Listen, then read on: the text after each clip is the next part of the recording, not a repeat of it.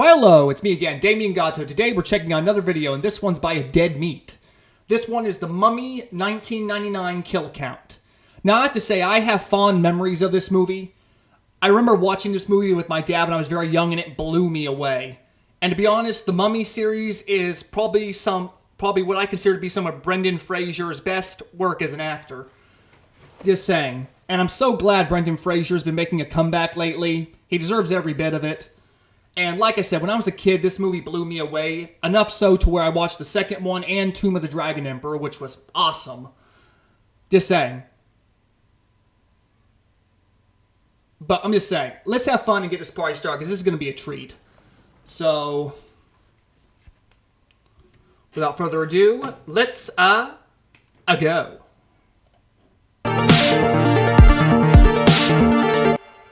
Welcome to the Kill Count, where we tally up the victims in all our favorite horror movies and show you how they were made. I'm James A. Janice, and today we're looking at The Mummy. Again, but this time the 1999 one. The Mummy is a remake of the 1932 Universal horror classic, which I covered last week. I wasn't a big fan of that movie, but I am a lifetime fan of this one. Like many millennial men, I saw The Mummy when I was young, and it became my whole personality for a while. Rewatching it as an adult, I'm happy to say it still kicks ass. In fact, I can kind of agree on that, because back then Rick O'Connell was my spirit animal. For a while.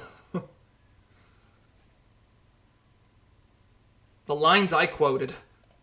I think it's one of the best adventure movies ever made. Sure, there's probably some nostalgia talk in there, but it's hard to find fault with this film. It's literally got everything. Action, adventure, comedy, romance, horror. It's all here. Most importantly, there's never a dull moment. It's actually unbelievable how much they cram into this thing. It's just set piece after set piece after set piece, all featuring character after character after character. There's so much action and so many kills to count. It feels like the kind of movie we don't get anymore. A fun roller coaster ride at a huge scale with real people in real places. Like, look at all these extras. They needed so many extras to make this. Sure, they go hard on the CG too, and 26 years later, it's starting to show its age. But that's okay. Inventive practical effects look dated all the time. Doesn't make them any less cool or important. And what was achieved here was a triumph. All the visual effects were done by Industrial Light and Magic, who took it from the design process all the way through animation. Part of what makes movies great is that you can produce something on the screen that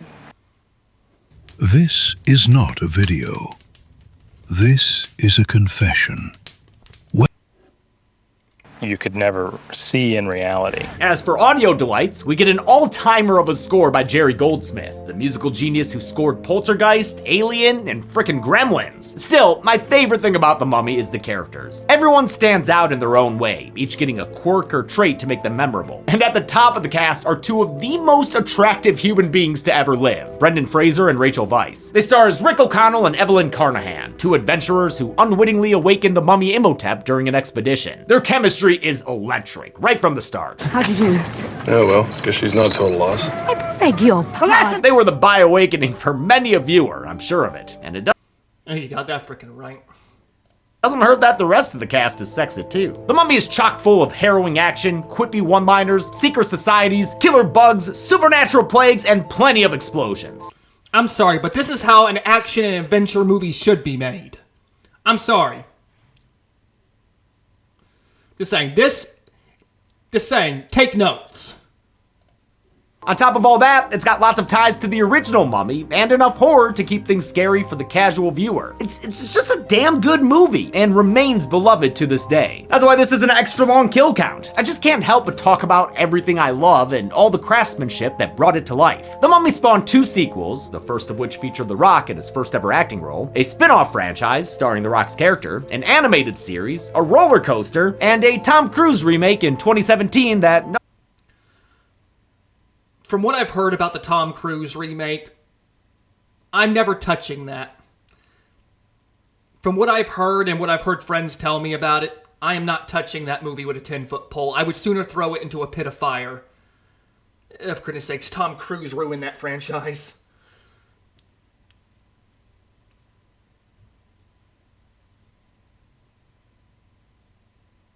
Just saying that, oh God.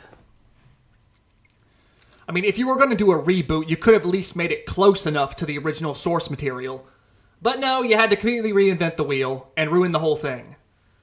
Just saying. Now, I'm not saying that's Tom Cruise's fault because he is just an actor, but at the same time, the writers should have known better. But like I said, The Mummy featuring Tom Cruise, I would not touch with a 10-foot pole, and I would sooner throw it into a volcano. But besides that, no one liked, and I'll probably never mention again. But this movie means a lot to me, and I am so happy to feature it on the kill count. Death is only the beginning. What? Really? Again? We have reconvened and concluded that if we cannot break your mortal form, we shall simply break your spirit here in your mind. Oh, we're in my mind? Okay, well. Oh. What are you doing?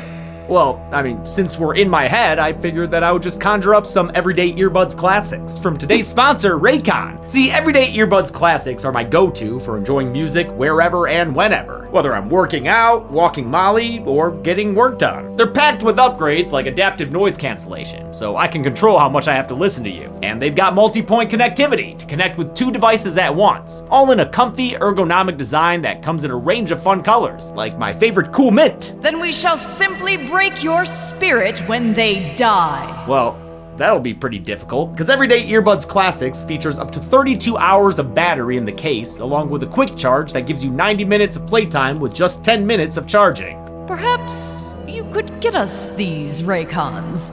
For your freedom, being eternal beings gets quite boring. Hey, that's no problem. After all, they're only half the price of equivalent premium audio brands. And with a 30-day happiness guarantee, if you don't love them, it's an easy return. Then be free, but be warned. If we don't like these Raycons, we will be back. I don't see that happening. Check out Raycons for yourself by going to the link in the description box, or go to buyraycon.com/deadmeat to get 20% off site-wide. That's buyraycon.com/deadmeat. Death is only the beginning, because then you gotta count all the fuckers who died. So let's get to them. The movie begins with a production logo. Or wait, no, that's an establishing shot? Oh shit, we in ancient Egypt, motherfuckers! This is Thebes, the city of the living, and the big baldy overlooking it is Imhotep. He's high priest to Pharaoh Seti I, but he's got a risky side thing going on with the pharaoh's concubine Anck-su-namun. No fucking wonder he'd risk it all for her. This woman jump-started many a puberty. She's quite the catch with that fishnet body paint thing going on. She's played by a 27-year-old Patricia Velasquez in her first big role. She'd end up being in The Curse of La Llorona and Malignant, and was one-time girlfriend to the brothers Bluth. The pharaoh discovers her unfaithfulness thanks to smeared shoulder paint, but before he can figure out who Hermano is, you do know that is a good way to tell if your significant other's been cheating. I mean, all he had to do was see the smudging, and lo and behold. I mean, it's a good mechanism for that. And back then, it would have made sense. they murder him in a silhouetted stabbing. Damn, cucked and killed? Ha, that sucks, dude. Anck-su-namun and Imhotep know the gig is up. They thought they were so clever, but now they must sever, so she sends them away and gets to breaking the girl, by which I mean herself, before the guards can get to her. Imhotep isn't content to let her stay dead, though. He and his priests take her body to Hamunaptra, the city of the dead, where he begins a ritual to resurrect his lover. He's nearly done fishing her soul from the ectoplasmic underworld when the pharaoh's bodyguards bust in and unplug Anck-su-namun right in the middle of her reboot.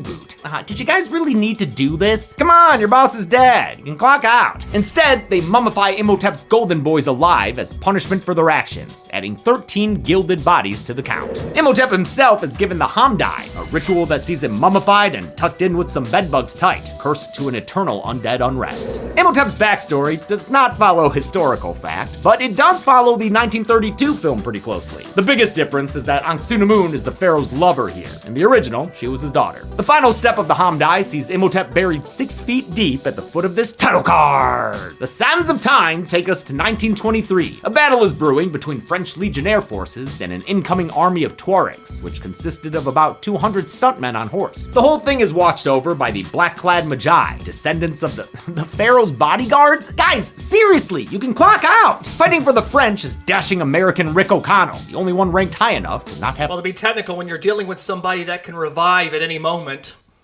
to wear a hat. The Tuaregs charge to kick off our first counting nightmare. Legionnaires fire into the Berbers, killing 42 of them on their approach, I think. War scenes are never easy for this series, but we'll just assume that anyone who gets shot counts as a kill. I don't really see any other way to do this. The Tuaregs don't go down without a fight either. They shoot and slice down 38 Legionnaires, including one guy who gets a sword thrown into his back. I always try to show every kill being counted, but that means coming up with stuff to say while the kill graphic is on screen and while we play the footage. So this is that stuff to say. Rick uses his American gusto to take out 5 Tuaregs himself, even switching to dualies at one point, damn! Oh, and then he quick switches to another pair? What the fuck? This man is unstoppable! He parkours his way past 6 background bodies that I'll count, since this is a new location, so we wouldn't have seen them shot already. He's finally cornered, but before he's executed, the horses are spooked off by his handsomeness. Haha, 2 dumbasses even fall from their mounts on the way out. They were running from this scary-ass sand face that just formed in the ground. Huh, interesting that. With the Legionnaires defeated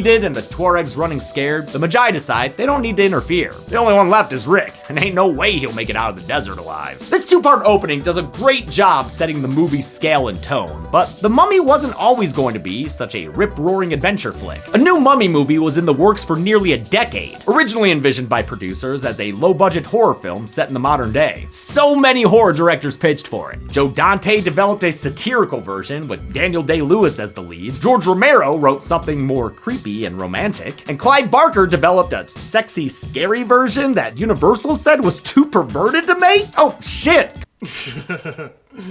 Did we get that version too, though? Stephen Sommers stepped up to the plate after finishing his aquatic horror film Deep Rising, which Zorn covered on the Kill Count. Sommers said they should go big and pitched a grand period epic. While the studio had originally budgeted $15 million for the whole movie, Sommers said that's what he would need for visual effects alone. To his surprise, Universal loved the idea, and he got the job an hour after his pitch. The movie jumps 3 years to 1926 in the Egyptian capital of Cairo. In the Museum of Antiquities, librarian Evelyn Carnahan and her tiny Y2K eyebrows are hard at work. She's great at her job, but can be a little clumsy, as her stunt double can attest to. She ends up making a mess using the Dewey Domino system in an awesome single shot that captures a circle of real bookcases falling perfectly to knock each other down. It was filmed with a 360-degree camera rig, and Rachel Weisz had to duck out of its way as it spun around, then pop back up to finish the shot. Thankfully, they got it on the first take. If something had gone wrong, it would have taken an entire day to reset all the bookcases and their 12,000 books. Evie's boss, the curator, gets mad and wonders why he hired her, but she defends her credentials. I can read and write ancient Egyptian, and I can decipher hieroglyphics and hieratic. And well, I am the only person within 1,000 miles who knows how to properly code and catalog this library, that's why. Still, she might not be long for this job if her older brother Jonathan keeps messing with the exhibits. He's a failed archaeologist turned failed treasure hunter turned successful alcoholic. See, everyone finds their thing eventually. He's been playing Antiques Roadshow with Evie for years, but he's finally got something of actual value, a puzzle box that contains a map of a certain city of the dead. It's Hamunaptra. While Imhotep and Anck-su-namun have a loose basis in actual history, the city of Hamunaptra is completely fictional, as is the Hamdai ceremony. Jonathan pickpocketed the puzzle box from a guy who's now in prison, so they go there to talk to him. It's Rick, of course, sporting his George of the Jungle hair and temperament. He tells the siblings he'd love to lead them to Hamunaptra, but see, there's just one little issue. He's about to be hanged. Then get me the hell out of here! He's set to be executed as a deserter, and the prison's slimy warden couldn't be more thrilled about it. His neck did not break! Evie ain't willing to put her body on the line, I'm a very lonely man. but she promises the warden a cut of the treasure in exchange for Rick's. Yeah, but what I love about that is first he got high with the percentage, and then she tricked him into a lower percentage of 25%. That's awesome. freedom. He agrees to the terms and has O'Connell cut down at the last minute. Yeah, dude, now you owe her one. Rick's almost execution nearly killed Brendan Fraser in real life too. In fact, it technically did. While a stuntman with a harness took the actual fall, for close-ups, Fraser stood on his tiptoes with a real rope pulled around his neck. On the second take, Sommers requested the rope be pulled tighter, which ended up actually choking him out. So he was pulling up and I was going down, and then the next thing I knew, my elbow was in my ear. The world was sideways and there was gravel in my teeth and everyone was really quiet. Doctors later told him he was technically dead for about 10 seconds. It's a story. My God. Talk about dedication to your craft. That came up a lot during this movie's press tour. And so the camera spun around and it landed on my face, and all I remember is this sort of volume kind of like sound going, ew. And then the next thing I know, my elbow is in my ear, and there's all these medics going, "Hello, Brendan, wake up, Brendan." In fact, Fraser insisted on doing a lot of his own stunts, reasoning that he needed to justify his huge paycheck. That's just the kind of humble guy he is. I mean, I can understand it. You pay me big, I'm gonna want to pull my weight. Fortunately, he probably pushed himself too far since he needed several surgeries afterward, including a spinal procedure and a partial knee replacement. The next day, the siblings set off on their expedition, with the warden and a cleaned up Rick in tow. Ooh, Evie likey. On their boat, they meet a rowdy gang of Americans who are also headed to Hamunaptra. There's Henderson, who looks like Diet Rick O'Connell, Burns, who looks like he'd work at Sterling Cooper, and Daniels, who looks like he'd listen to Joe Rogan. Their guide is an old friend of Rick's, and one of the movie's standout characters, Benny Gabor. I think I'll kill you. Think of my children. You don't have any children. Are we sure Benny's mother wasn't a gremlin? Don't know why I'm thinking that. I might. Shut up. He's played to slimy perfection by Kevin J. O'Connor, who had just worked with Summers in Deep Rising. Benny was with Rick during the opening battle, but he ran away and left his friend out to dry. Yeah, Benny is the equivalent of a backstabbing worm in every sense of the term. In every sense. He acts all friendly and nice to you on the surface, but then when things get heated, he'll dip. Rick returns the favor by getting Benny a little wet. Goodbye, Benny.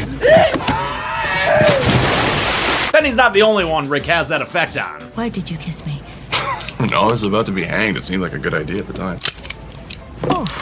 Evie's so Okay, I'm sorry about the pausing. I really apologize for that.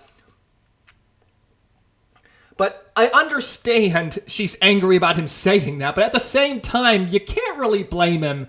The guy thought he was gonna die. You can't really fault him. Doesn't mean like I said, it doesn't mean it didn't mean anything to him. It just, he was about to get hanged, for goodness sakes.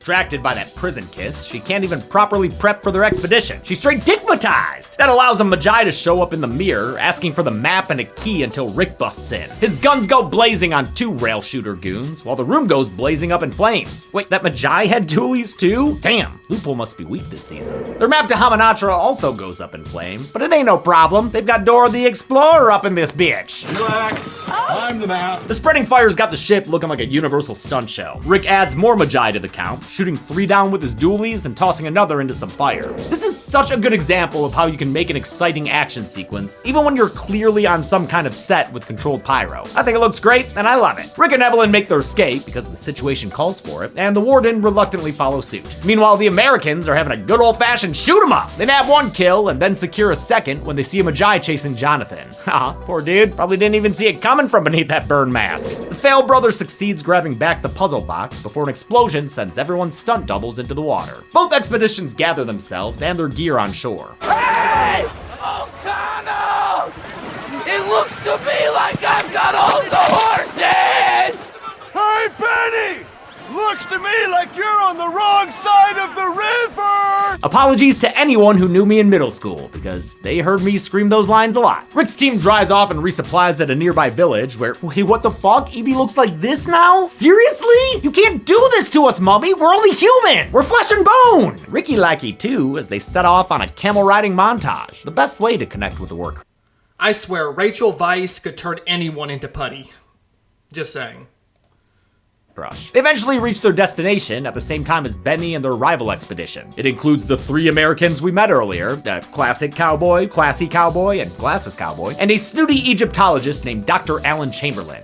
Just by looking at him, I bet he travels with a portable hookah. Oh, yep, look at that. You surely do. He's played by Jonathan Hyde, who was also an uptight British dude in Anaconda and seemingly every other 90s movie. His colleagues have horror cred too. Corey Johnson was a one-time co-worker of Hellboy, while Stephen Dunham went on to star in Paranormal Activity 4, shortly before his very untimely and tragic death, R.I.P. As the sun rises, a reverse mirage of some sort reveals the place they've all booked tickets to. Hamunaptra.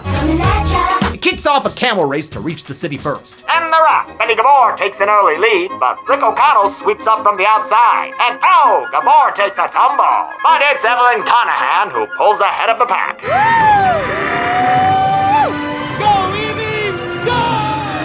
Her brother is. Jonathan's a clown, but he has a sweet relationship with his sister. I also love how much Evie kicks ass. She's a clumsy intellectual, but she can still throw down with the boys. Rachel Weisz and the rest of the cast spent 2 weeks learning how to ride camels. Most of them handled it fine, but Kevin J. O'Connor just did not get along with his camel. He also regretted choosing sandals for his character, as opposed to the boots recommended by the costume department. It meant his feet were constantly subject to the hot sand and all the creepy crawlies that lived in it. Making this movie was an ordeal, to say the least. Part of why The Mummy holds up so well is because they actually filmed for 3.5 months in Morocco. Most of it in the Sahara Desert, with some additional shooting in Marrakesh. Producer Jim Jacks was adamant about shooting in the same location as Lawrence of Arabia, but it came with many drawbacks, including a safety concern that led him to take out a $1 million kidnapping insurance policy on the cast. Day to day, they had to deal with 130-degree heat, bugs, and sandstorms that would come out of nowhere and throw their equipment around. Sometimes the sand would just get everywhere, actually. Which amazing. There were snakes and scorpions, some of whom were so venomous they'd have to amputate your limb if you were bitten. The crew got sick from the water and needed B12 shots to stay healthy. You know, that's why we were there. It was, if it was easy, everybody would be doing it. Production also shot in London and Shepperton Studios in southeast England, with some of the boat scenes shot at night on the River Thames. Hamunaptra itself was a giant set that they spent 15 weeks building atop a dormant volcano. The two groups set up opposing camps, with the Americans winning rights to the main entrance via guns and guys. That's okay with Evelyn, who uses a lighter touch and solves a mirror puzzle that shows their team another way forward. Ends up being the safer route too. The other expedition winds up triggering a booby trap that melts 3 of their workers to death. While the American team continues to dig top down, our main trio goes bottoms up, trying to find Imhotep's sarcophagus at the base of an Anubis statue. They eventually unearth it and realize the puzzle box they've been carrying is actually the key to opening it. Meanwhile, the warden has snuck off to do some treasure hunting of his own. He thinks he's struck gold when he finds some bejeweled beetles embedded in a wall, but these buggy boys are more than decorative. One cracks open to reveal a scarab beetle, which burrows its way into his shoe, up through his chest, and into his skull. Oh, that is hideous. I know some of y'all are squirming right now. The main trio hears his screaming just in time to see him run headfirst into a wall, killing him, but also proving he would have excelled at American football. While the explorers recoup from their losses that night, Rick hears a rumbling in the distance. It's the Magi, who have come to cut into their operation with a couple of kills. The Americans return fire, gunning down 4 of the Magi and adding them to the count. But the frame-by-framing don't end there, because Rick joins the fray, shooting another 3 Magi, while the Carnahan siblings both nab themselves 1 kill each. God damn, people are just getting shot to death with abandon here. This kill count is flipping, y'all! A dynamite deterrent finally gets the assault called off by the Magi's leader, Ardith Bey. He's the same dude who watched Rick wander into the desert 3 years ago, and damn is he one cool customer. His name is, of course, taken from the original Mummy movie. Ardith Bey was the alias Imhotep used when he was walking around Cairo disguised as a humble, crusty Egyptologist. And as a fun reminder, Ardith Bey is an anagram for Death by Ra, the Egyptian sun god. Bey warns the group that unearthing Hamunaptra will lead to their deaths. It's got a death curse! He leaves and O'Connell puts out the dynamite, but he'd better be careful not to accidentally relight it with all these sparks between him and Evie. We get a great scene between our two Please Be lovebirds where Evelyn mentions that her mother was an Egyptian adventurer, giving her a similar lineage as Helen Grosvenor from the original. No matter her background though, she's proud of who she is and knows what she wants. I am a librarian, and I am going to kiss you, Mr. O'Connell. But unfortunately for Rick, and for us, she doesn't quite make it.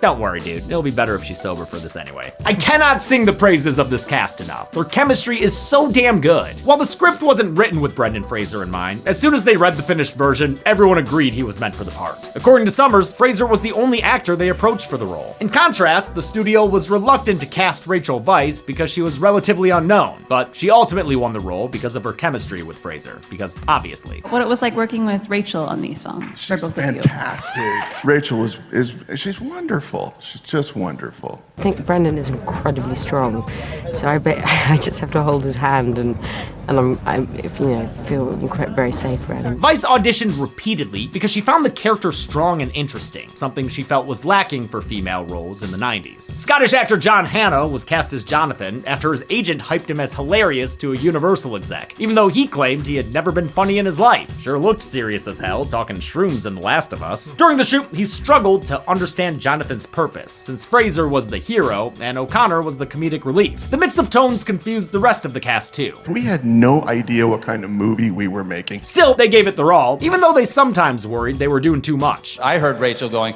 "Oh, this is the end of my career." You know? It was especially hard to tell on set when they were acting against digital effects that would be added in post-production. But everything worked out thanks to Stephen Sommers, who had a clear vision for the spectacle he wanted to create. He was a super enthusiastic director. Really bouncy, happy, inspiring, fun. He's just like, you know...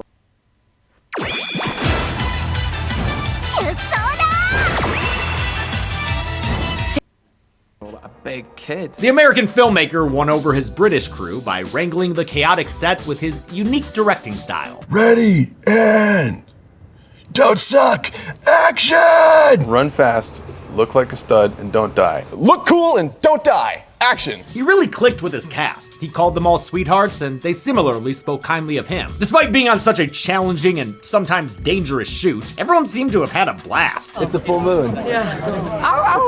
Impressively, despite the movie's complexity, Sommers kept everything on schedule and didn't have to do any reshoots. No wonder the whole freaking cast and crew were happy to return a couple of years later to work with Sommers again for the sequel, The Mummy Returns. Steven just loves making movies. I loved making that movie. In the morning, everyone ignores Ardith Bay's warning and gets right back to digging. Curse be damned! The American team finds a chest containing canopic jars, the same ones used to house Ankh-Sunamun's organs as seen in the movie's opening. The chest also holds the Book of the Dead that Imhotep tried to raise her with. On a different channel, Rick and Evie's unboxing unveils Imhotep's mummified corpse, but it's in an unexpected state. Thing is juicier than Hoffman's lips. I've never seen a mummy look like this before. Never seen a mummy like this man before! Between the scratches on the lid and the dead beetles buried with him, Evie deduces he was condemned to an eternal undeath and buried alive. Probably got a little too frisky with the pharaoh's daughter. Nope, that was the original. In this one, she was his lover. Evie tells everyone about the Hamdai and that if a victim of it should ever arise, they'd bring the 10 plagues of Egypt with them. But she's also a woman of science, a skeptic like John Whemple from the OG. So she has no qualms snatching the Book of the Dead from Chamberlain and cracking it open to do some academic research. It's just a book.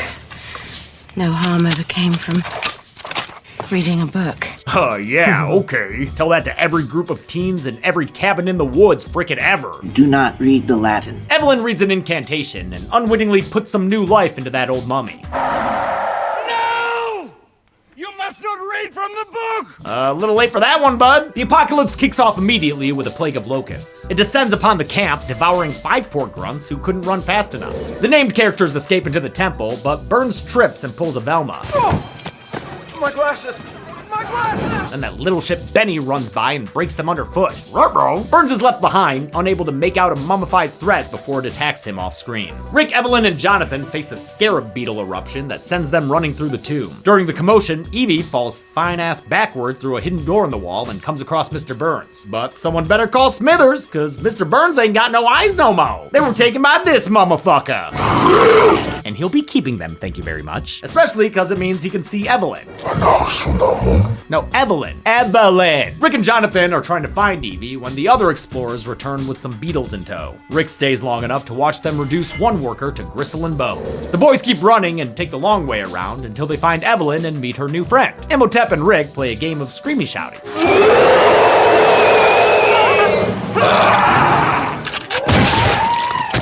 Sorry, the screamy shouty shotgun. Shotgun wins. But he'll be back. He'll be back. They make their escape only to get held up by Ardith and his men. He tells them to go on and get while the Magi go mummy hunting, but not before letting them know how much they done just fucked up. This creature is the bringer of death.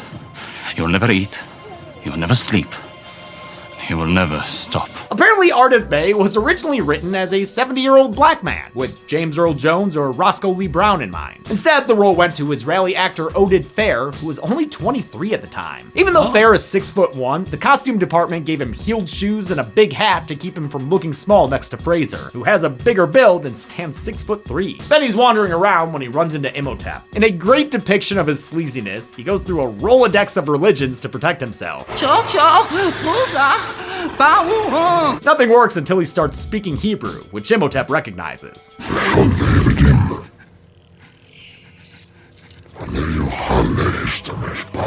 Ah, well, that sucks. But Benny's willing to do anything to make a little gold, including helping a scary zombie track down his girlfriend's body parts. Imhotep's initial form was meant to be scary, but not gory. They wanted to avoid blood and fluids to help keep the movie PG-13. Different designs were pitched before the role was even cast, and different elements were taken from each. Can you combine it with the eyes here and the neck there? After South African actor Arnold Vosloo was cast, they digitally painted portraits of him to see how everything would look. The 2D art was then turned into 3D maquettes, which were then used to generate digital models. This was where all the techie work came in. Since Imhotep was human instead of an animal or a beast, audiences would know if something didn't look quite right. Each body part had to connect correctly, meaning the animators had to recreate human joints. Each one of these pincushion things represents, some mechanism that twists or rotates or pushes or pulls. Oh man, have to be a damn anatomy major to make a mummy movie. How are people so smart? I do love how the completed musculature looks like it'd be an early internet meme though.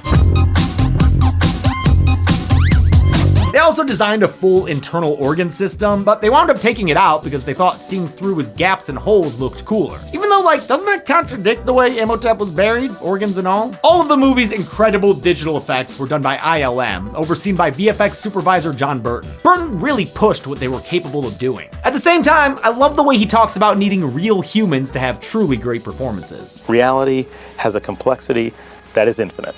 And until we come up with a computer that is able to calculate an infinite number of numbers, there's no way we're gonna touch it. Burton was why they ended up doing motion capture instead of just animating their digital mummy by hand. Vosloo stayed an extra 2 weeks after everyone else wrapped, redoing everything he already filmed with the cast to capture his movement. He approached the tech the same way I do, respectfully without fully understanding it. You just have to open your mouth wide or do this or do that, and all these bugs are gonna come out, I'm like, whatever, you guys are paying me, I'll do it. They were able to see a crude version of his performance in real time as they filmed, and then map their skeleton and every other layer over the mocap lines. A big help here was Nick Dudman, who had just worked on The Phantom Menace, where a similar tech was used for Jar Jar Binks. Misha Mami! Both expeditions return to Cairo, where Rick wants to pull a Han Solo and dip out of this adventure. But first, he and Evelyn describe each other. Fine. Fine. You both certainly are. Benny and his new boss are back in Cairo too, where they meet with Burns under the guise of Imhotep being a prince. Prince Imhotep does not like to be touched. A silly Eastern superstition, I'm afraid. I loved hearing that specific callback to the original. Your pardon, I dislike to be touched. An Eastern prejudice. Anyway, after cruelly pranking the blind bro, Imhotep finishes the job. He takes a whole lot more of Burns' body this time, sucking him dry as seen a little bit later. As his power increases, so do the plagues, and since everyone at the bar sync their watches for designated shot time, they all taste at once how their water and booze have turned into blood. Bloodshot. Fire and brimstone start raining down, killing at least 2 unfortunate people in the process. Rick and Evie run upstairs to find Imhotep with some more meat on his bones. Now he can handle gunshots and manhandle gunmen. Thankfully, a cute cat on the keys sends him twisting the night away.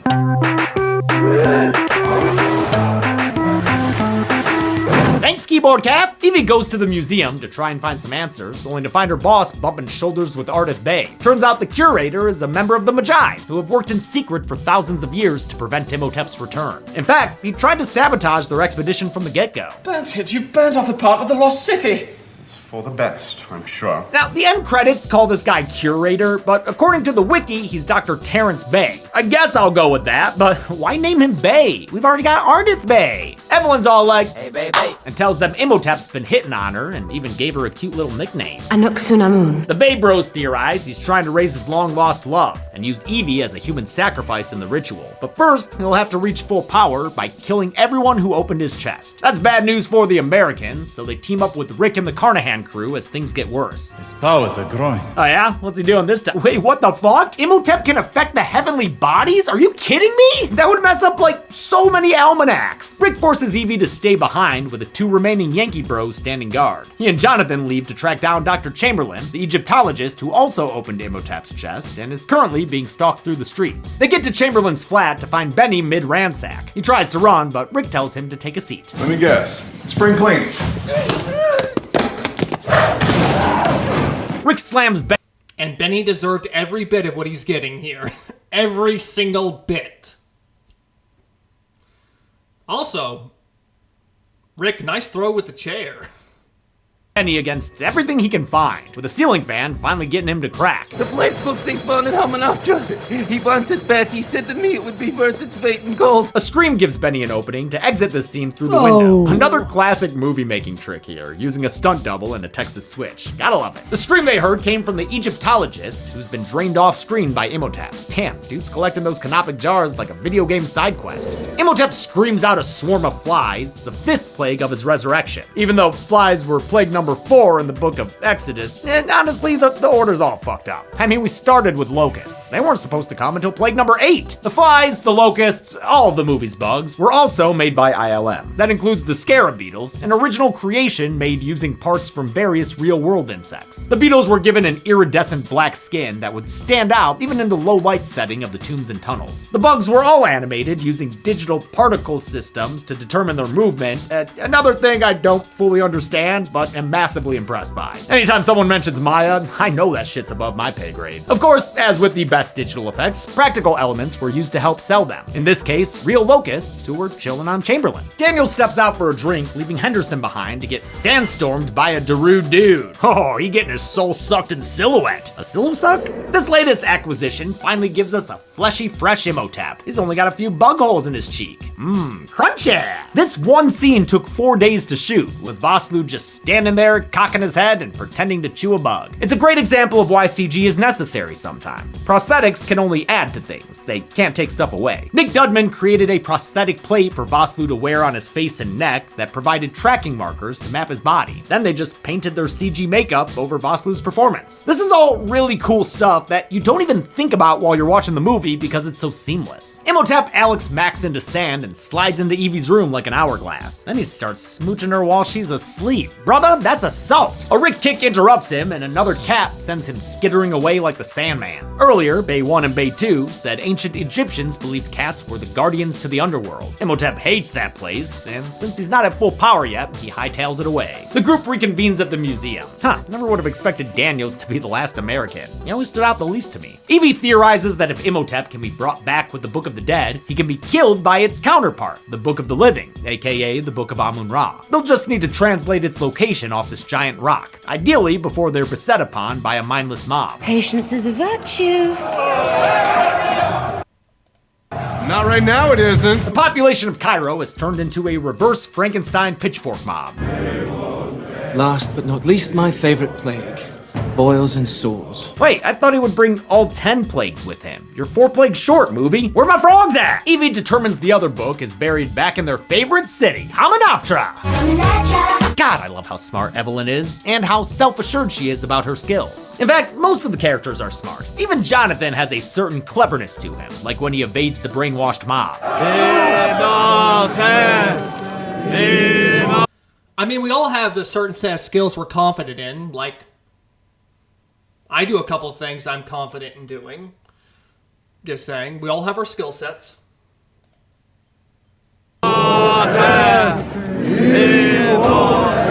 That allows him to get the car and bring it around for their escape. Too bad Rat Boy Benny sees them and snitches to his bald batty daddy. Zaddy even. The heroes are forced to plow through a crowd of infected locals, though not lethally enough for me to add any to the count. Despite their best efforts, Daniels gets yoinked out of his seat during the ride and left behind. He manages to shoot down 6 boiled and enchanted Egyptians as they try to surround him, but he runs out of ammo by the time the main event arrives. Imhotep approaches and sucks out his sweet, sweet life juice just off screen. Hey Benny, don't look away. okay? You watch what you've done.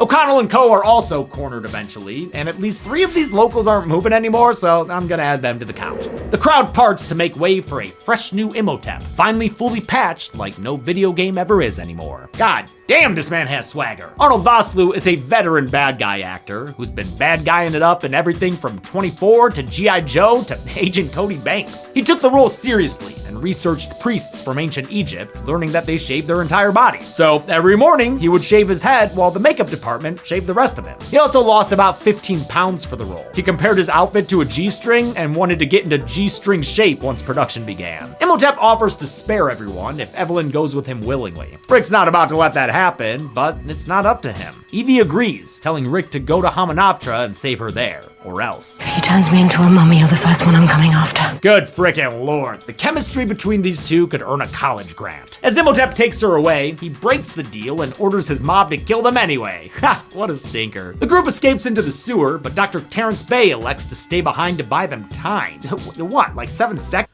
I don't know if this movie got any awards of any kind, but it deserves, if it did, it deserves them. You definitely could have joined them, man. But I guess he just had to slice and dice his possessed countrymen. 6 of them, to be exact, which we will add to the count. It doesn't take long for him to be overwhelmed and killed by the mob, but again, I feel like he could have just left with them. To get to Hamunaptra quickly, Rick enlists the help of Winston, a retired Royal Air Force pilot. He shared a quick drink with them earlier. Jonathan's drink, actually. Winston's been in Cairo since he was stationed there in World War I, so he leaps at the chance for adventure. Anything that'll let him join his brave brethren who perished in the war. I just wish I could have chucked it in with the others and gone down in flame and glory. Well, you probably won't live through it. Why, Joe? Do you really think so? Hell yeah, dude, your death wish about to be granted. Winston flies the boys to Hamunaptra, with Ardith really enjoying the ride. They manage to catch up to Team Imhotep, who are traveling via Wizard of Oz tornado. Is it weird to be traveling inside your boss, Benny? I would never make my employees do that. Are we in Bixby yet? Shut up. Imhotep spots their plane and summons a sandstorm in one of the movie's most iconic shots. It took a team at ILM 6 months to fine-tune the particle system for this movie, which allowed them to simulate such sick sand effects. Rick responds by shooting at it, but there ain't even an HP counter on this guy. I don't think you can hurt him like that, man. Evie breaks Imhotep's concentration with a kiss, saving the boys from crashing their plane. Or almost. Thankfully, there's nary a scratch on any of them. Well, except for Winston. He's dead. Hey, at least he died doing what he loved, dying. And then his body is buried by quicksand, every kid's worst nightmare. They set out after Imhotep, who's just reached the underground chamber where he originally tried to resurrect Anck-su-namun. Ah, memories. I'm sure things will go better this time, dude. Benny's pretty pumped that his payday's coming up, but Evie hits him with some unfortunate henchman truths. You know, nasty little fellows such as yourself always get their comeuppance. Always. The boys get inside the temple and begin digging for the Book of the Living. Jonathan unwisely messes around with those scarab beetles and contracts a bubonic bug. Before he meets the same fate as the warden, Rick extracts the beetle via knife point and shoots it via gun. Imhotep overhears the commotion and sicks some mummy minions on them. Shame, since they just reached the temple's actual treasure room, which is much more Jonathan's speed. Alas, some of the living dead are here, and they want to party. They're Imhotep's golden boys, the priests who were mummified and buried with him all those years ago, looking pretty musty nowadays. The boys begin firing away, killing, I think, 10 priest mummies. It's a little hard to tell since they're so crumbly, so I'm basing that number off sufficient bodily destruction. The boys bid a hate. Yeah, what I love about this is it was like, the police, Imhotep's police. And then Rick is like, well, okay. I'm just saying. Hasty retreat, vaporizing 4 more mummies as they back down a hallway before using dynamite to clear out another 2, giving us 6 total for this kill graphic. They end up exactly where Evelyn said the book would be, at the feet of a statue of Horus. As Rick and Jonathan recover the golden book of Amun-Ra, Ardith decides to sacrifice himself to stop another wave of mummies. This also doesn't seem necessary. I don't know, is this a Magi thing? As Ardith fights them back, Rick uses more dynamite to blow 3 mummies out of their way. In the meantime, Evie's found herself chained up next to Anck-su-namun's body. They're soon joined by more mummified priests as Imhotep begins his resurrection ritual. This time, he successfully fishes Anck-su-namun's soul out and CG swirls it into her body. But before he can finalize things by killing Evelyn, he's interrupted by the arrival of Jonathan with the book. Unfortunately, Jonathan still needs the key to open it, and that's currently in Imhotep's G-string. Rick takes advantage of the distraction to grab a sword. He goes full Conan on the mummified priests, destroying 12 with various punches, kicks, VFX and other slapstick Looney Tune shenanigans. Lots of good comedy beats here, like a guy hot potatoing his head until Rick batters up and hits a home run. Before he can free Evie, Rick's pulled down by some torsos that still have some kick in them. He's nearly crushed by a rock, but a handy helper gives him the reach to cut the attack off at the ankles. And yeah, I'll count this crushing as a kill. Stephen Sommers wanted this fight to evoke Ray Harryhausen pictures, like the skeleton fight in Sinbad. The priest mummies here are covered in bandages as an homage to Imhotep's original appearance. While they were sometimes guys in suits, for this extended fight scene, they were fully CG'd. Action director Simon Crane spent 3 weeks training a stunt team to do the fight with Fraser for real. Then they filmed Fraser as he went through all his motions alone. He took to the task easily. George of the Jungle gave him experience fighting creatures who weren't there, and he was able to swing his sword full force since he didn't have to worry about injuring stunt performers. The VFX artists, like everyone else in the world, were enamored with him. When you see these scenes and you see him fighting against something that's not even there with real strength and real power, boy, that made our job a lot easier. The stuntmen then performed their actions for mocap before all 21 of them were added one by one to the scene. The technology is by far and away more advanced than I'm able to really accurately describe. After that, all they needed was a bunch of dust to help sell the effects, and you're left with one impressive fight against bad guys who weren't really there. Jonathan tries to help by reading an inscription on the book's cover, but he inadvertently raises the Pharaoh's bodyguards instead. Anck-su-namun grabs Evie for a women's division fight, kicking off a fun sequence where she has to translate for Jonathan mid-brawl.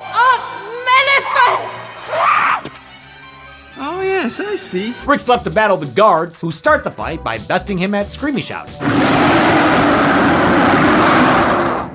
Doesn't help that they jump around like Hammer Bros and can even crawl on walls. That is creepy and gross. Rick takes things to another level when he crushes one soldier skelly bastard with a cage. Then he takes the fight to the staircase, which sees him taking heads off of bodies, putting heads into bodies, and setting bodies ablaze for another 8? Yeah, I think 8 kills, sure. He's eventually overwhelmed, but Jonathan finishes reading in time to take control of the situation. He sends the skelly soldiers after Anck-su-namun instead, and Imhotep is forced to watch his lover get murdered in silhouette, echoing her first death all those millennia ago. Enraged, Imhotep attacks Jonathan. Rick intervenes, giving him a chance to pickpocket the key back. The siblings use it to open the book and read the appropriate passage. Kadishmal, Kadishmal, Paradus, Paradus. It summons a ghost chariot that drags Imhotep's soul away, leaving him running after it like he missed the school bus. It doesn't kill him, at least not right away, but since he's mortal now, Rick's able to do the job manually by stabbing him with the sword. Imhotep stumbles back into the soul suit and uses his last words to tease a sequel. Death is only the beginning. This whole time, Benny's been loading up gold onto camels outside. He could have been good and rich, but he just couldn't stop going back for more. During a break, he sets off a booby trap that starts collapsing the entire temple. Oh, good freaking job, Benny! You turned this place into Sandopolis Zone. Hope there aren't ghosts. Our main trio makes their escape, but Butterfinger's fuck-ass Jonathan fumbles the book on his way out. Well, there goes priceless history! The three reach safety, and despite Benny's betrayal, Rick does make an effort to save his old friend. But it doesn't work, and Benny's left trapped inside. Goodbye, Benny. Don't worry though, he's not alone. He's got a couple thousand new friends to keep him company. As he loses light, Benny's devoured by scarab beetles, fulfilling Evie's prophecy from earlier. Outside, Rick and the siblings narrowly escape as the entire city collapses into the ground. As they watch from afar, they're jump scared by Ardith Bay, who survived his self-sacrifice. Ha! Eat it, Terrence! Ardith thanks them for their help, respectfully not reminding them that it was all their fault in the first place. Then he pieces out on his camel, leaving them alone in the desert so we can finally get what we've all been waiting for. There we go, that's how you do it. Take note, Twisters, you blue balling piece of shit. Hell, we even get a little bonus kiss as they leave, because of course that would happen. The movie ends with the trio riding off into the sunset, unknowingly taking Benny's haul with them. How many names did this movie add to its Book of the Dead? Let's find out and get to the numbers. Oh, God.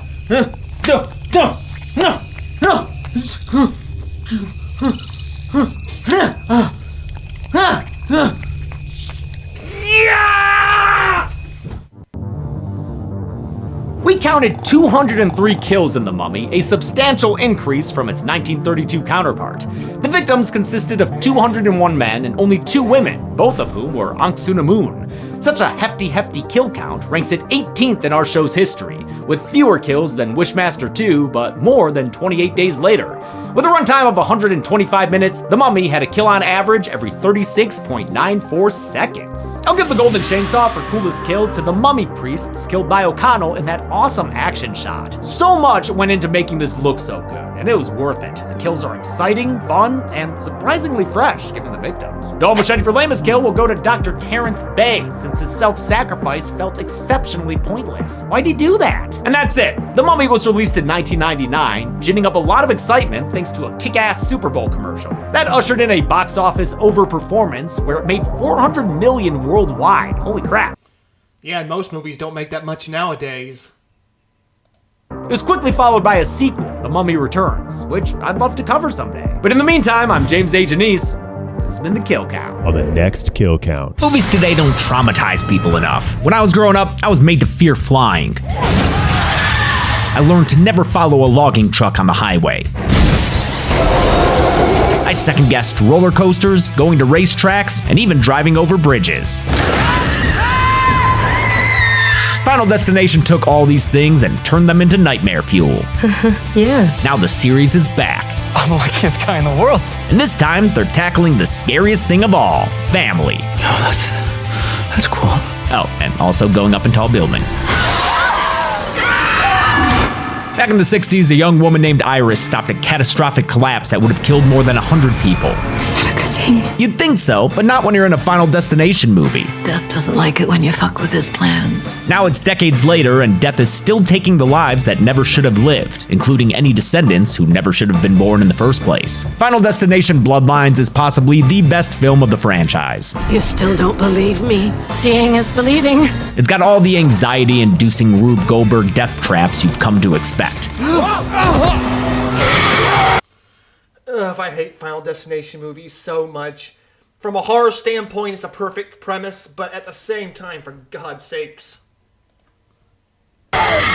Kills are incredible, the story actually makes sense, and in a rare move for Final Destination, the characters are lovable. Not check. What?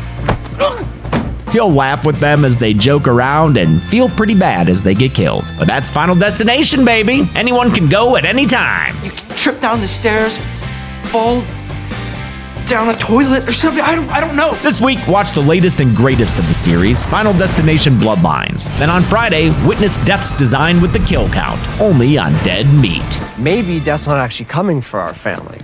Because that would be fucking crazy. Jeez! Shit! Final Destination Bloodlines can currently be watched on the pictured streaming platforms. Dead Meat always recommends you watch the movie for yourself before its kill count. It's the only way to have your own properly informed opinion. Kill counts are never meant to replace the experience of watching a film. Thanks a lot for watching this Kill Count on The Mummy. Hell yeah! God, I love this movie. It's so fucking good. It's just so fucking good, dude. Sorry my holsters are empty. I don't know if you know this, but if you live in California, you actually can't even order toy guns to get delivered to your place. At least not through Amazon. You go to order a fucking toy gun, it's like, this item can't be delivered to your location. That just seems like, I don't know, is that fixing anything? I don't know, it just seems dumb. I'm considering this as one Halloween costume for me and Chelsea this year. I would like to see her as Evelyn Carnahan, Librarian Edition, or maybe that little black lace thing that they get on their way to Hamanatra. Either way, I'd like to see it on my floor. I guess our floor, we share a house. This is the one time I wish my hair was longer though. Like Scream Recount era hair, that would be good Brendan Fraser hair right there. But I've just been doing a shorter thing lately. Whatever. We're off next week, but that's the last time for a little while, because then we're doing 2 weeks in October, and they are very long and large episodes, so get ready for them. I want to thank some patrons like Austin Thornberry, Aaron Grices, Gorer, and Danny Munoz Guitar. Be good people.